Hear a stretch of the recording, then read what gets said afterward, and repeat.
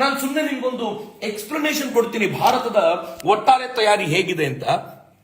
ಇಲ್ಲಿ ಕಾಣ್ತಾ ಇರೋದು ಭಾರತ, ರಾಜಸ್ಥಾನ, ಪಂಜಾಬ್, ಹರಿಯಾಣ, ಇದು ನೋಡ್ತೀವಲ್ಲ, ಜಮ್ಮು ಕಾಶ್ಮೀರ, ಇದು ಭಾರತ. ಇದು ಪಾಕಿಸ್ತಾನ, ಇಷ್ಟು ಭಾಗ. ಪಾಕಿಸ್ತಾನದ ಆ ಭಾಗದಲ್ಲಿ ಅಫ್ಘಾನಿಸ್ತಾನ, ಇಲ್ಲಿ ನಿಮ್ಗೇನ್ ಕಾಣುತ್ತೋ ಈ ಭಾಗದಲ್ಲಿ ಅಫ್ಘಾನಿಸ್ತಾನ ಇದೆ. ಇಷ್ಟು ಪಾಕಿಸ್ತಾನದ ಭಾಗ ಇದೆ.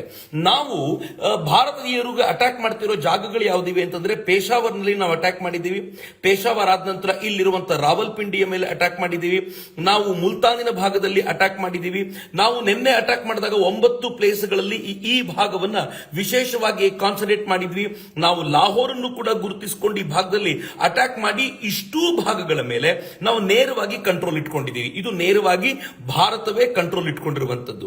ಈಗ ನೇವಲ್ ಬೇಸ್ ಅಟ್ಯಾಕ್ ಇಲ್ಲಿಂದ ನಾವು ಗುಜರಾತಿನಿಂದ ಅಟ್ಯಾಕ್ ಮಾಡಿದೀವಿ. ಕರಾಚಿಯಲ್ಲಿ ನಾವು ಬ್ಲಾಸ್ಟ್ ಮಾಡಿದೀವಿ ಅನ್ನೋ ಸುದ್ದಿ ಬರ್ತಿದೆ. ಕರಾಚಿ ಪೋರ್ಟ್ ಅನ್ನ ಭಾರತೀಯರು ಧ್ವಂಸಗೊಳಿಸಿದ್ದಾರೆ ಅಂತ.